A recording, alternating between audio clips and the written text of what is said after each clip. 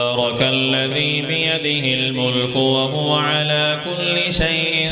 قدير الذي خلق الموت والحياة ليبلوكم أيكم أحسن عملا وهو العزيز الغفور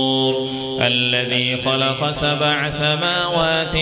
طباقا ما ترى في خلق الرحمن من تفاوت فارجع البصر هل ترى من فطور ثم ارجع البصر كرتين ينقلب إليك البصر خاسئا وهو حسير رَبِّ زينا السماء الدنيا بمصابيح وجعلناها رجوما للشياطين وأعتدنا لهم عذاب السعير وللذين كفروا بربهم عذاب جهنم وبئس المصير إذا ألقوا فيها سمعوا لها شهيقا وهي تفور تكاد تميز من الغيظ كلما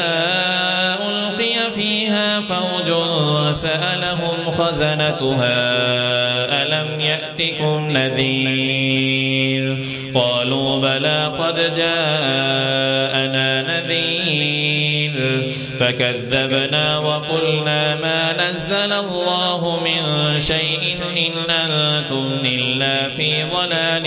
كبير وقالوا لو كنا نسمع أو نعقل ما كنا في أصحاب السعير فاعترفوا بذنبهم فسحقا لأصحاب السعير إن الذين يخشون ربهم بالغيب لهم مغفرة وأجر كبير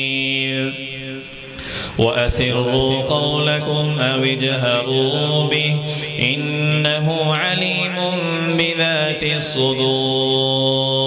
ألا يعلم من خلق وهو اللطيف الخبير